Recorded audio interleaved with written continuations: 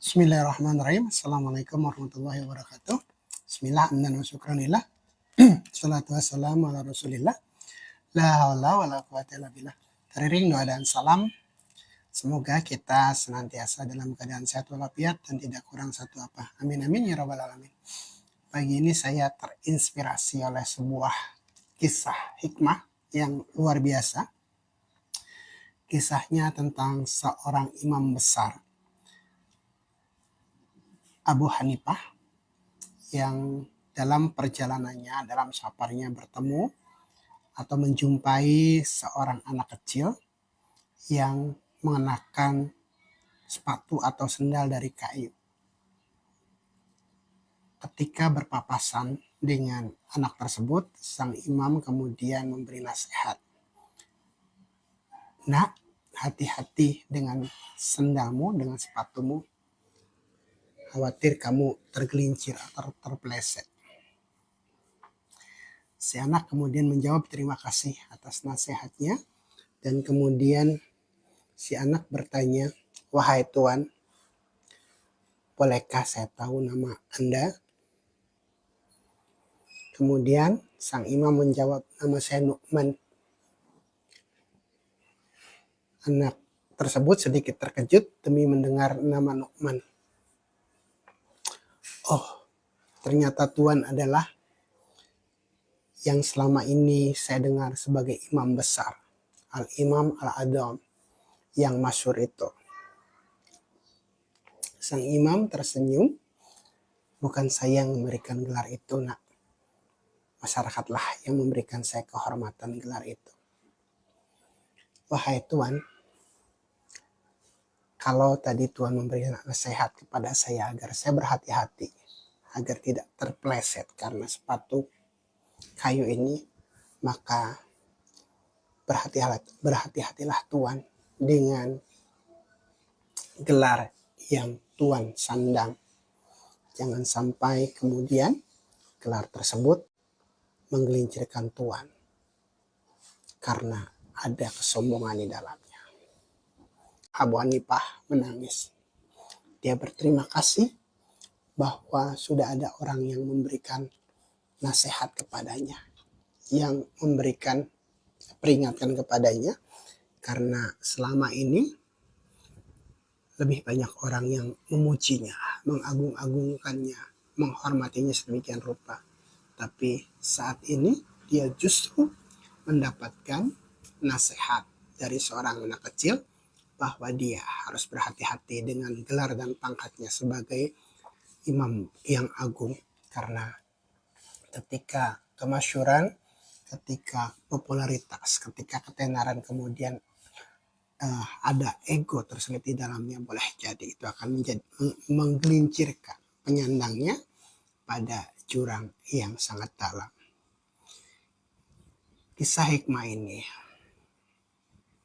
sangat luar biasa untuk mengingatkan setiap kita bagaimana bahwa ilmu, bahwa gelar, bahwa pujian yang tersemat pada kita boleh jadi merupakan suatu ujian yang sangat berat, atau bahkan yang paling berat bagi para penyandang atau pemegang gelar dan pengemban ilmu. Dan sayangnya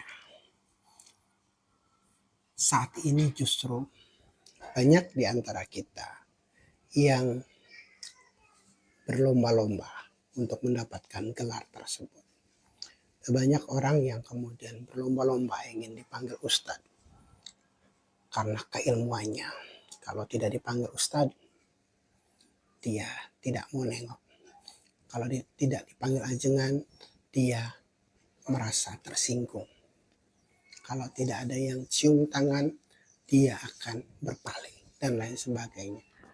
Berkaca pada cerita Nu'man bin Sabit atau Abu Hanifah tadi, mestinya kita harus mawas, harus lebih mawas bahwa ujian terberat dari gelar, dari ilmu, dan dari kehormatan adalah bagaimana kita tetap membumi event ilmu kita setinggi langit.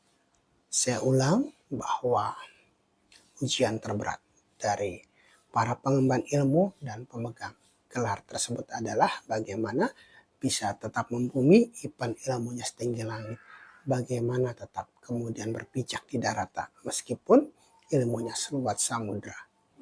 Jadi itu, dan yang saat ini banyak terjadi adalah orang lupa ketika sudah berilmu, ketika sudah masyhur, sudah terkenal, maka ketika ada yang memberi nasihat, jangankan anak kecil, jangankan orang yang tidak dikenal, bahkan teman-temannya, bahkan orang sekelilingnya, bahkan orang yang lebih tua darinya pun tidak dianggap karena merasa dirinya jauh lebih berilmu, jauh lebih mulia, jauh lebih terhormat. Nah, ini yang sebenarnya bahaya. Ketika seseorang dibiarkan tanpa kontrol, tanpa kendali, sehingga kemudian merasa paling benar, itu sudah menjadi alarm bahaya. Karena itu akan membuat, atau sangat boleh jadi itu akan menjadikan jalannya licin, seperti anak tadi yang mengenakan sepatu atau sandal kayu yang licin dan berpotensi terpeleset. Jadi ada sebuah ungkapan yang bijak ketika kemudian seorang teman tidak selalu benar karena dia seorang teman. Saya ulang, seorang teman atau seorang ustadz tidak selamanya benar hanya karena dia seorang teman atau seorang ustadz. Seorang teman, seorang ustadz, seorang ajengan, seorang kiai, masih mungkin dia terpeleset, lidah tersilap lidah, atau kadang-kadang mungkin yang dibawakannya benar, mungkin yang disampaikannya hebat, tapi ada kalanya intonasinya menyakitkan orang lain. Kadang-kadang ekspresinya menyinggung orang lain. Nah, ketika orang-orang di sekelilingnya membiarkan itu terjadi, maka itu menjadi alarm yang sangat bahaya. Apalagi kemudian dengan keilmuannya, dengan kapasitasnya, dengan gelarnya, memandang orang di luar dirinya itu tidak ada yang bisa menyamainya atau bahkan lebih rendah dari orang tersebut. Ada sebuah analogi, atau tepatnya beberapa analogi lah.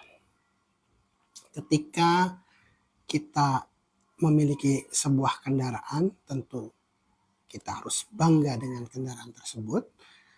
Karena dengan perasaan bangga itu, kemudian kita akan nyaman mengendarai kendaraan tersebut, dan selanjutnya kita akan bersyukur atas kendaraan yang kita miliki, karena dengan kendaraan tersebut kita kemudian bisa menuju atau mencapai tempat-tempat yang kita inginkan dengan lebih cepat, lebih mudah dengan kendaraan yang kita miliki. Tapi bahwa kendaraan tersebut harus kita syukuri, harus kita banggakan, dan harus kita nikmati. Jangan sampai kemudian kita mempunyai anggapan bahwa kendaraan orang lain itu lebih buruk dari kita, bahwa jalan yang ditempuh orang lain itu salah. Tidak seperti itu. Kita dengan kendaraan kita, dengan jalan yang kita pilih, tentu harus memiliki kebanggaan atau bahkan fanatik. Tapi sekali lagi, bahwa kemudian orang lain menuju ke tempat yang mungkin sama dengan kita dari arah yang lain dengan kendaraan yang berbeda, itu tidak kemudian menjadikan kita lantas merasa kendaraan kita yang paling bagus atau kemudian jalan kita yang paling benar. Tidak. Boleh sangat jadi kendaraan orang lain yang kita anggap buruk itu justru bisa lebih cepat mengantar orang tersebut ke tempat yang dituju. Jadi itu, dan kalau kita refleksikan kepada amaliyah kita boleh bangga atau bahkan harus bangga atau bahkan harus fanatik dengan amaliyah yang kita miliki, karena dengan kebanggaan, dengan fanatisme tersebut kita akan yakin untuk mengamalkannya dengan benar, dengan baik, dengan istiqomah, untuk mencapai tujuan yang kita inginkan, untuk mendapatkan ridha Allah. Itu tidak salah, bahkan kita harus fanatik dengan amaliyah yang kita punya. Tapi sekali lagi, seperti kendaraan tadi, tidak lantas kemudian amaliyah yang kita miliki itu kemudian kita konfrontasikan, kita adu dengan amaliyah orang lain yang kemudian kita mengatakan bahwa amaliyah saya yang paling bagus, amaliyah kalian tidak bagus, amaliyah kalian tidak selevel, dan kemudian ilmu kalian pun belum setara dengan saya. Tidak harus seperti itu. Bahwa kita harus fanatik, bahwa harus kita bangga, bahwa harus kita bersyukur dengan apa yang kita amalkan, itu merupakan keharusan. Tapi bahwa kemudian kita tidak boleh menyombongkan diri, bahwa kita tidak boleh mengagulkan diri, bahwa kita tidak boleh meremehkan amalnya orang lain, bahwa kita kemudian tidak boleh juga menganggap diri kita sudah paling dan paling, itu juga benar. Maka sebanyak-banyaknya jalan menuju rumah, jalan ke Allah itu jauh lebih banyak, bahkan tidak terhingga. Kita mungkin hanya tahu satu jalan dengan amaliyah kita untuk menuju dan mendapatkan ridha Allah. Tapi sesungguhnya Allah sudah menyiapkan jalan yang tidak terkira jumlahnya, yang kita tidak tahu. Itulah alasannya kenapa kemudian kita tidak boleh lupa diri dan tidak boleh lupa daratan dan menganggap diri kita, amalan kita adalah yang paling bagus. Jadi itu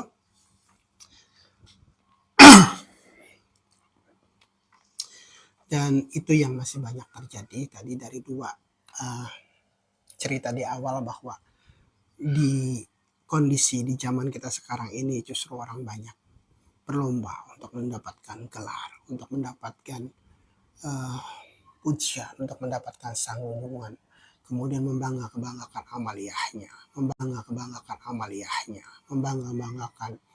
kemudian ilmunya dan lain sebagainya. Di sisi lain, pelajarannya justru bahwa benar kita harus bangga, benar kita harus konsisten, benar bahwa kita bahkan harus fanatik dengan amaliyah kita, tapi bukan untuk merendahkan amaliyah orang lain, tapi bukan untuk menganggap amaliyah kita yang terbaik. Dari sekian amaliyah yang Allah siapkan, mungkin semuanya baik. Dan kalau kemudian kita ditakdirkan untuk memiliki amaliyah yang saat ini kita pegang, well, itu rezeki kita. Itu kendaraan kita yang harus kita gunakan, yang harus kita pakai, yang harus kita jaga, agar kemudian kita bisa mencapai tempat yang kita tuju, atau dalam konteks amaliyah kita bisa ke makom, mendapatkan ridha Allah Subhanahu wa ta'ala. Justru saya dipertemukan dengan beberapa orang yang tidak mau dijemput Ustadz. Di tempat tinggal saya ini, dulu ada seorang alim sepuh, dan ketika saya ingin ada syukuran di rumah, saya bersilaturahim ke beliau untuk mendapatkan arahan bagaimana caranya, dan minta beliau untuk memimpin dan membimbing saya, agar kemudian bisa tasyakuran di rumah. Dan saya selalu manggilnya Pak Kiai dan bahkan Pak Haji, tapi beliau dengan santun mengatakan, Mas, jangan panggil saya Ustadz, jangan panggil saya Kiai, jangan panggil saya Haji, malu saya. Kenapa Pak Yai? Bukankah Bapak memang sudah haji dan Bapak layak untuk mendapatkan gelar itu? Tidak, itu kata orang. Saya jauh lebih rendah dari itu. Saya bukan ajengan, bukan kiai, bukan kemudian orang yang harus dihormati sedemikian rupa. Biasa saja. Saya seperti orang kebanyakan. Di sisi lain juga saya ketemu dengan orang yang kapasitasnya juga layak untuk disebut ajengan, layak disebut kiai, tapi lagi-lagi beliau mengatakan tidak, berat jadi ustadz itu, berat. bahwa seorang ustadz itu, kata beliau, setiap 3 langkah harus berhenti. Nak, kok begitu Pak Yai? Saya karena kebiasaan nyebut Pak Yai jadi iya, kata beliau. Seorang ajengan, seorang kiai, seorang ustadz itu harus berhenti dalam setiap langkahnya. 3 langkah sekali dia harus berhenti. Maksudnya bagaimana Pak? Saya bilang, setiap ucapan, tindakan, dan apa yang dilakukan harus terukur. Apakah sudah benar secara syariat?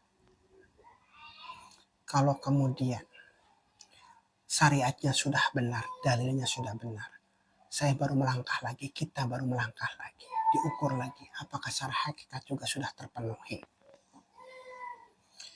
Setelah berhenti di situ, nak, ada.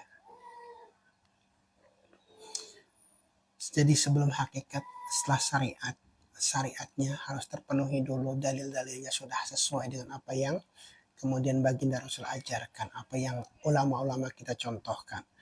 Kemudian baru melangkah lagi. Tarekatnya benar belum? Cara yang dilakukannya benar belum? Jangan kemudian dalil yang sudah benar, kemudian niat yang sudah bagus, tapi tidak dilaksanakan dengan cara yang baik dan benar. Maka kita harus berhenti lagi di langkah kedua tadi, di langkah tarekat tadi. Lalu setelah syariatnya benar, setelah caranya benar, tarekatnya benar, metodenya benar, maka baru melangkah lagi, diukur lagi, nak, diukur apakah sudah terpenuhi unsur hakikatnya. Jangan-jangan sholat kita baru sekedar sholat-sholatan, jangan-jangan sholat kita baru sekedar gerak jasad saja, jangan-jangan cara sholat kita pun belum benar, jangan-jangan kita sholatnya masih kosong. Maka setelah syariatnya benar, maka setelah caranya benar, ukur, berhenti lagi, apakah kemudian cara hakikat sholat kita bisa membuat kita atau menambah value bagi kita, agar kemudian kita bisa melangkah ke jenjang berikutnya. Jadi berat, nak, jadi ustadz itu berat. Ketiga, kiai ketiga yang Allah pertemukan, saya dipertemukan dengan beliau adalah ketika malam-malam saya berkunjung ke beliau. Saya ketika itu merasa bangga karena hafal beberapa hadis saja sebenarnya. Hanya hafal beberapa ayat saja. Kemudian saya menyampaikan itu di depan beliau. Dengan kebijaksanaannya beliau tersenyum. Nah, kamu boleh belajar apapun yang kamu mau. Kamu harus jadi orang pintar. Kamu harus tahu banyak hal. Kamu harus belajar banyak ilmu. Tapi pesan saya, nak, jangan pernah bercita-cita jadi ustadz. Saya terkejut, asli terkejut. Padahal beliau kiai, kemudian justru menyuruh saya jangan bercita-cita jadi ustadz. Jangan pernah bercita-cita jadi kiai. Memang kenapa Pak Yai? Beliau menjelaskan, ketika belajarmu karena keinginan untuk jadi kiai, karena keinginan untuk dipanggil ajengan, karena keinginan untuk dipanggil ustadz, suatu saat kamu akan kecewa. Beliau kemudian bercerita ketika di pondok dulu, satu kobong, ada beberapa orang yang satu kobong dengan beliau. Dari semenjak masuk pesantren itu memang bercita-cita jadi kiai. Temannya itu selalu bercerita bahwa selepas dari pesantren ini saya akan bikin pondok, kemudian saya akan punya banyak jamaah, kemudian saya akan jadi ajengan di situ, saya akan jadi kiai di situ. Kemudian yang terjadi adalah ketika teman Pak Yai itu sudah lulus dari pondok, kembali ke tengah masyarakat, karena mungkin masih muda, ketokohannya, keilmuannya belum dianggap oleh masyarakat tersebut. Beliau belum ditunjuk jadi imam masjid, beliau belum ditunjuk untuk jadi khotib, beliau belum ditunjuk untuk memimpin tahlil, beliau belum ditunjuk untuk kemudian ketika ada yang meninggal dan lain sebagainya. Karena awalnya ingin jadi ajengan, karena awalnya ingin dihormat, karena awalnya ingin jadi kiai. Ketika mendapati realitas bahwa masyarakat belum memanggilnya ustadz, belum memanggilnya kiai, dia kecewa. Kecewa berat, kata Pak Kiai. Akhirnya karena menganggap bahwa jerih payahnya dalam menuntut ilmu itu tidak dihargai, tidak kemudian dihormati, tidak disebut ajengan dan kiai, maka teman Paya itu frustasi. Dia banting setir, meninggalkan semua kitabnya, meninggalkan kemudian apa yang dulu dipelajarinya di pesantren karena dianggap tidak berguna, karena dianggap tidak membantu dia untuk menjadi kiai. Nah, itu yang kemudian Paya bilang, itu yang saya pesan ke kamu, jangan pernah bercita-cita jadi ustadz. Jadi 3 orang kebetulan yang Allah takdirkan saya untuk bertemu dengan beliau, semuanya mengajarkan hal yang sama, bahwa menjadi kiai, menjadi ustadz, menjadi ajengan, menjadi orang pintar, menjadi terkenal itu bukan tujuan. Bahwa kita harus belajar itu harus wajib bahkan, tapi tidak lantas kemudian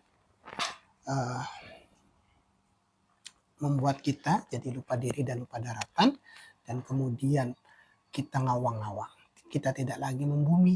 Kita menganggap bahwa diri kita sudah super, bahwa kita paling pinter, bahwa kita paling masyhur dan lain sebagainya. Dan itu sama seperti yang diceritakan di awal tentang Nu'man bin Sabit, tentang Abu Hanifah, yang hampir-hampir tidak ada orang yang menegur beliau karena memang beliau adalah seorang imam yang keilmuannya, yang kemasyhurannya sudah sedemikian luar biasa, tapi beliau menangis ketika dapatkan nasihat dari seorang anak kecil. Hati-hati wahai imam, jangan sampai kemasyhuran yang Tuhan miliki, jangan sampai kemudian kelebihan ilmu yang Tuhan miliki itu menggelincirkan Tuhan, karena ada terselip kesombongan di sana.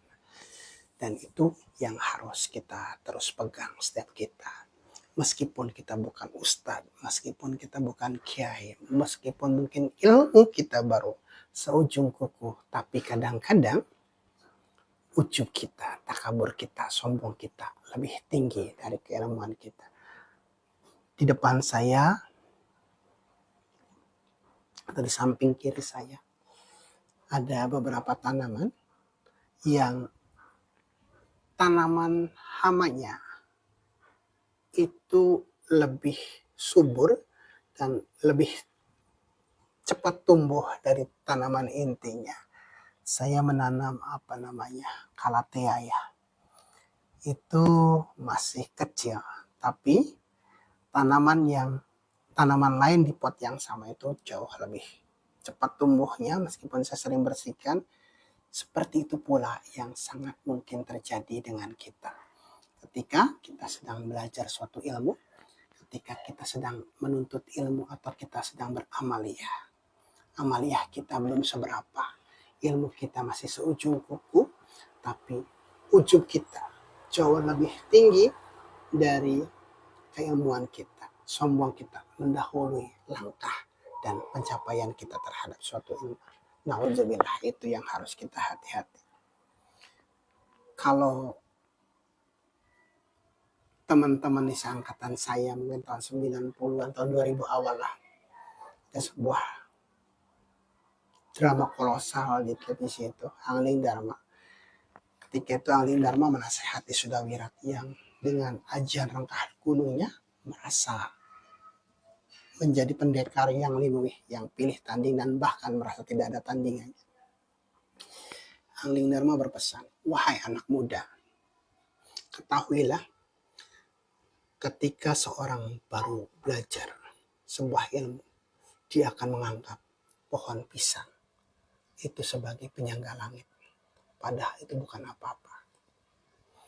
Maksudnya adalah ketika seseorang baru memiliki ilmu yang tidak seberapa, kemudian merasa sudah paling tinggi.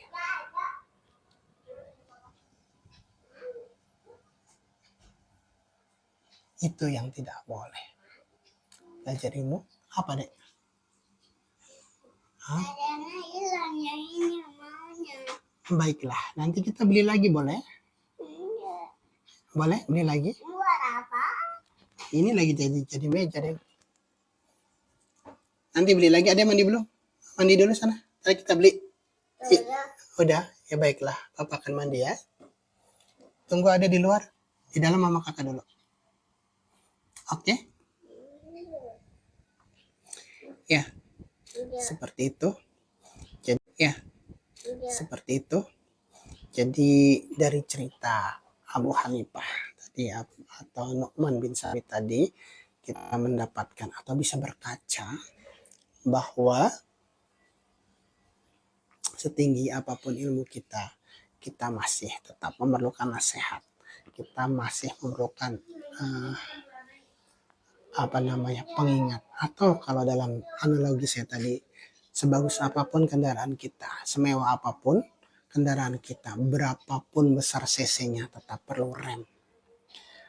Rem pada kendaraan itu tidak hanya untuk menghentikan laju kendaraan.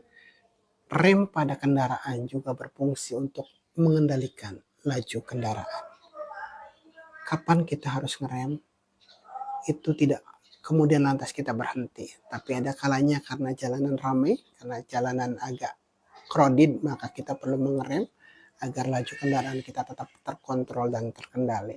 Kita pun seperti itu. Sehebat apapun ilmu kita, sehebat apapun amaliyah kita, maka kita tetap harus punya kontrol, punya kendali, punya rem. Dan itu adalah orang-orang di sekeliling kita. Maka kalau ada yang memberikan nasihat, kalau ada yang memberikan ujangan, atau bahkan kritik, jangan dianggap sebagai oposan, jangan dianggap sebagai oposisi, jangan dianggap sebagai orang yang mengkonfrontasi. Tafakuri dulu.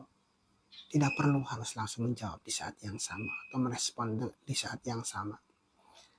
Tafakuri dulu. Jangan-jangan apa yang disampaikan oleh teman kita, katakanlah seperti anak kecil tadi, itu benar adanya. Jangan-jangan apa yang disampaikan teman kita itu mungkin benar, karena biasanya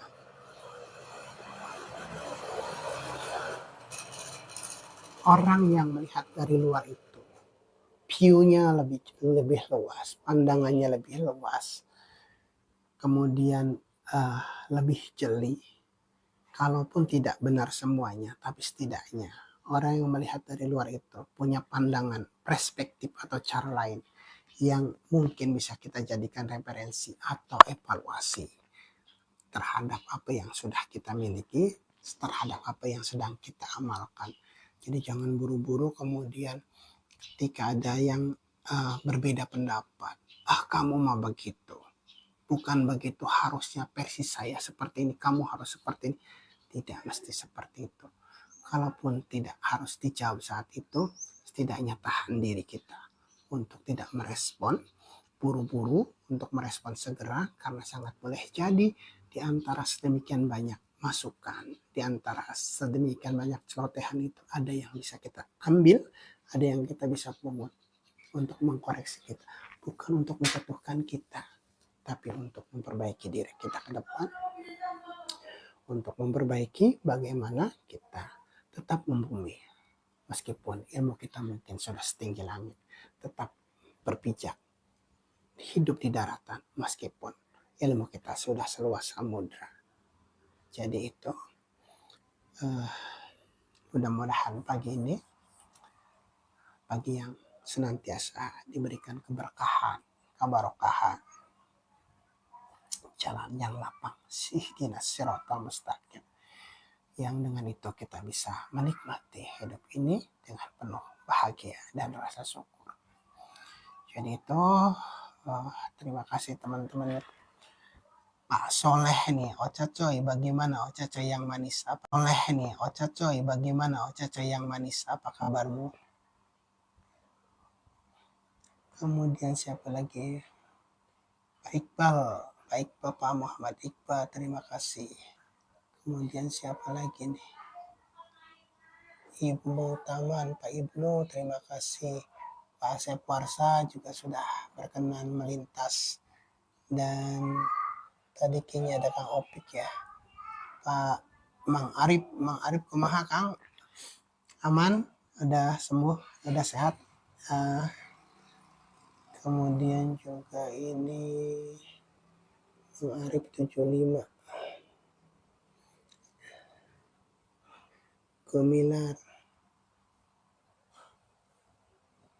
siapa lagi nih, Asep Warsa, nuhun.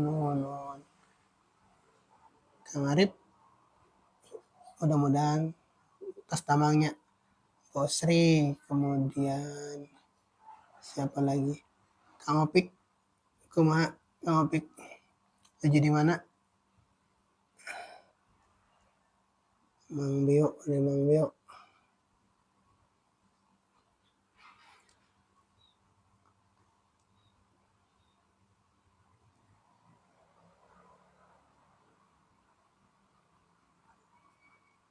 Surya Anthony,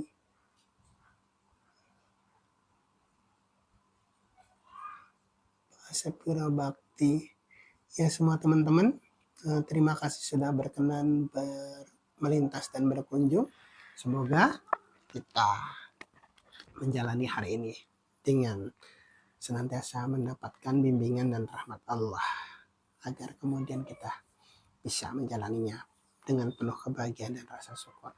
Jadi saya sampaikan, saya ringkas bahwa dari pelajaran Abu Hanifah tadi, kita tidak boleh kemudian mengabaikan nasihat dari siapapun, even itu dari anak kecil, even itu dari teman kita yang mungkin menurut kita kadar keilmuannya di bawah kita, mungkin teman itu tidak pernah pesantren, mungkin teman kita itu hanya baca buku doang, mungkin teman kita itu hanya sekedar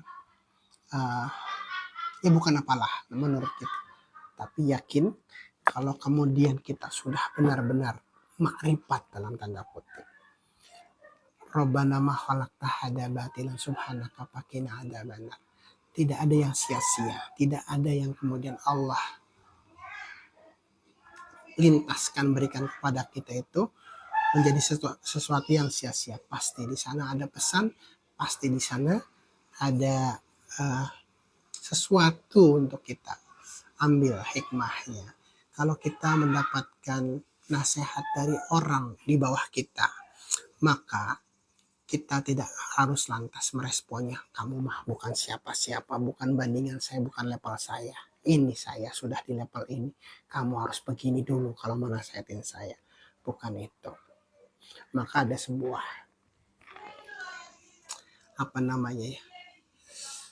sebuah pepatah, atau bukan pepatah lah, ada sesuatu yang masyhur bahwa untuk menguji keilmuan atau kedewasaan seseorang yang berilmu itu, orang alim itu tidak lantas kemudian kita memberikan pertanyaan kepada dia, karena seorang alim pasti ilmunya luas.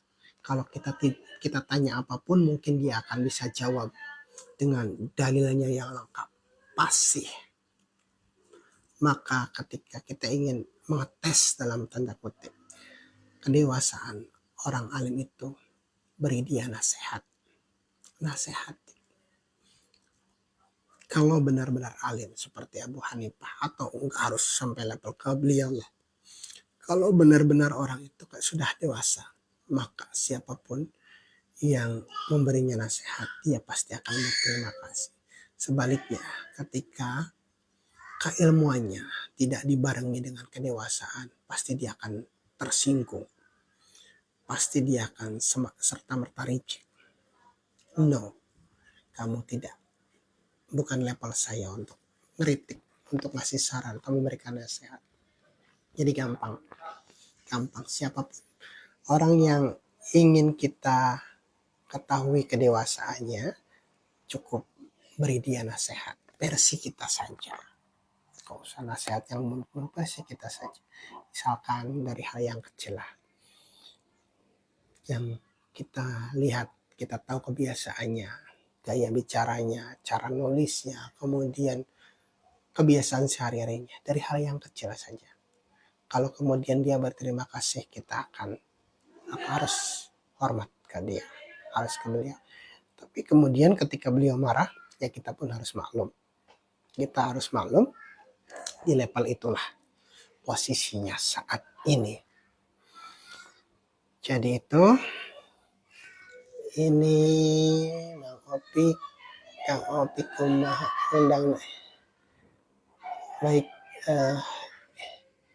itu yang bisa di sharing hari ini, pagi ini. Mudah-mudahan memberikan kita tambahan wawasan, sekaligus juga mengingatkan setiap kita, khususnya saya pribadi, bahwa jikapun ilmu kita sudah setinggi langit, maka kita harus tetap berpijak di bumi. Maka jikapun ilmu kita sudah seluas samudera, kita tetap harus tinggal di daratan, karena kita bukan ikan. Jadi itu, terima kasih sekali lagi atas waktu, atas perkenannya untuk melintas. Saya akhiri, akhirul kalam billahi taufiq wal hidayah. Wassalamualaikum warahmatullahi wabarakatuh.